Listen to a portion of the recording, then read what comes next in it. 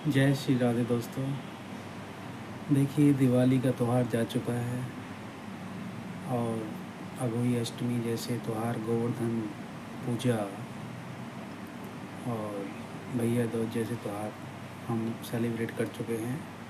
तो सर्दियों का मौसम आ रहा है, तो इस सर्दियों के मौसम पर हमें भजन बहुत अच्छे तरीके से होता है, जो हमारे जीवन को एक सही रास्ते और सही मार्गदर्शन की ओर ले जाता है।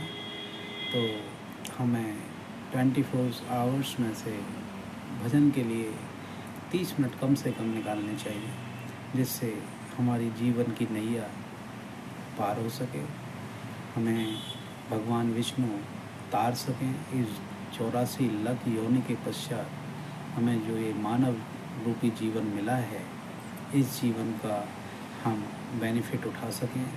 हमें समझना चाहिए कि ये सर्वश्रेष्ठ जीवन जो मानव रूपी मिला है, ये हमें 84 लाख योनियों के पश्चात मिला है।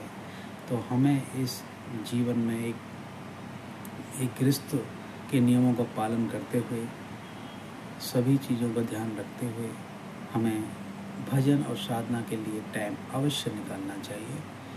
अब मैं ये कहना चाहता हूँ दोस्तों कि मैं भजन और साधना के लिए इतना जोर क्यों दे रहा हूँ, क्योंकि भजन साधना ही एक ऐसी चीज़ है जो हमें बुरे वक्त में सहायता करती है, हेल्प करती है, हमारे दुख को कम करती है और हर समस्या का समाधान हमारे सामने ये भजन साधना से ही आते हैं।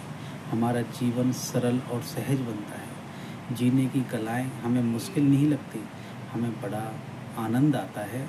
इसलिए हमें साधना और भजन के लिए 30 मिनट कम से कम 24 घंटे में अवश्य निकालना चाहिए ईश्वर की कृपा से।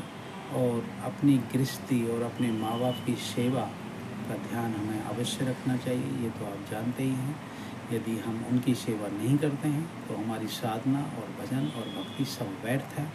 इसलिए उनका ध्यान रखते हुए तो मैं ये कहना चाहता हूँ कि सर्दियों के मौसम में भजन और साधना जैसी चीज़ों में अच्छी तरह मन लगता है। हमें गोवर्धन जैसी परिक्रमा लगानी चाहिए, या समय मिल जाए तो हमें वृंदावन जाना चाहिए। वहाँ हमें एक आनंद की, राधा रानी के चरणों की धूल की अनुभूति होती है, वहाँ का भी आनंद हमें लुत्फ़ उठाना चाहिए, परिक्रमा देनी चाहिए।